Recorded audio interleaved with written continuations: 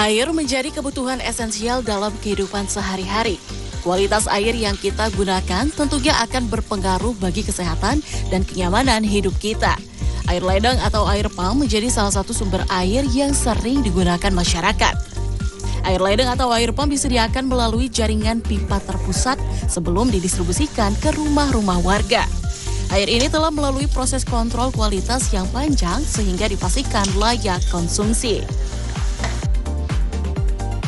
Walaupun melalui proses quality control yang panjang, tidak menutup kemungkinan air ledeng ini tercemar. Beberapa faktor yang mempengaruhi misalnya kebocoran pada pipa distribusi hingga banyaknya jaringan pipa yang tidak dirawat dengan baik sehingga dapat mengkontaminasi air. Air yang terkontaminasi dan dikonsumsi manusia dalam jangka panjang dapat menimbulkan penyakit. Jadi kalau misalnya air ledeng atau air pump yang sudah terkontaminasi bisa saja misalnya terkontaminasi dengan mikroorganisme ya. Yang paling banyak misalnya salah satu contohnya itu adalah E. coli ya yang paling banyak kasusnya. Kemudian misalnya juga terkontaminasi dengan logam berat ya.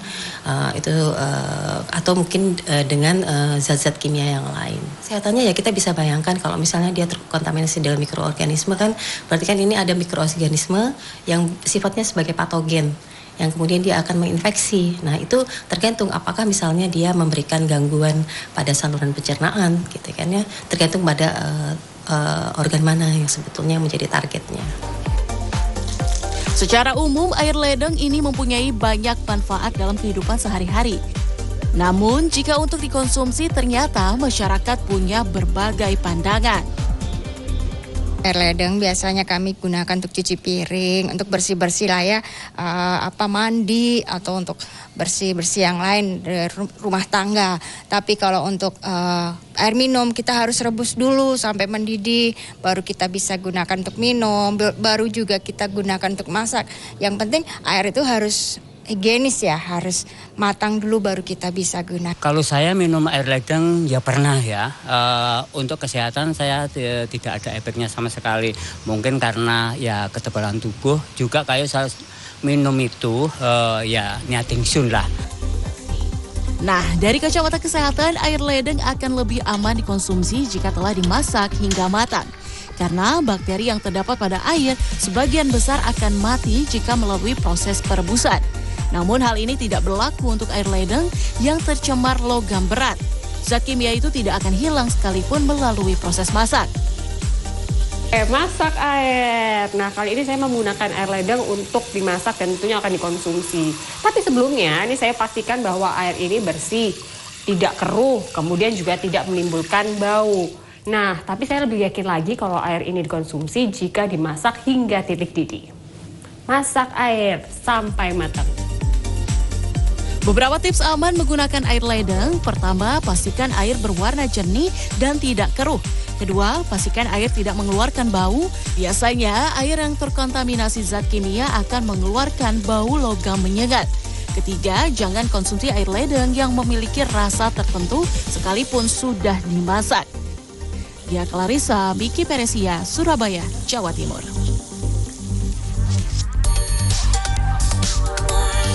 Keamanan air ledeng adalah isu yang penting dan perlu mendapatkan perhatian dari semua pihak. Dengan edukasi, peningkatan infrastruktur, dan penelitian yang berkelanjutan diharapkan masyarakat dapat mengakses air minum yang aman dan juga sehat.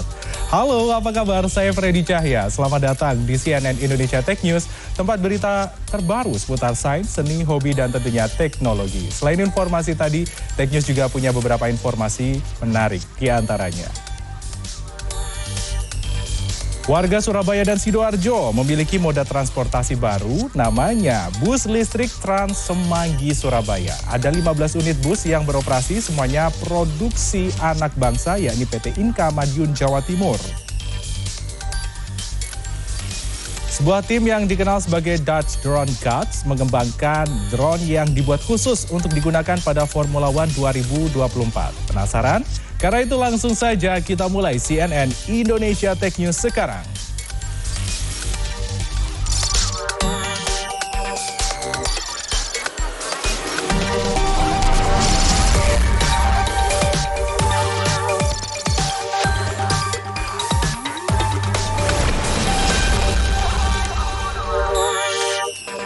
Kita awal informasi dari warga Surabaya dan Sidoarjo yang memiliki moda transportasi baru. Namanya Bus Listrik Trans Semanggi Surabaya. Mulai beroperasi pada Senin lalu, bus ini melayani penumpang mulai Terminal Purabaya di Sidoarjo hingga Kenjeran Park Surabaya pulang pergi.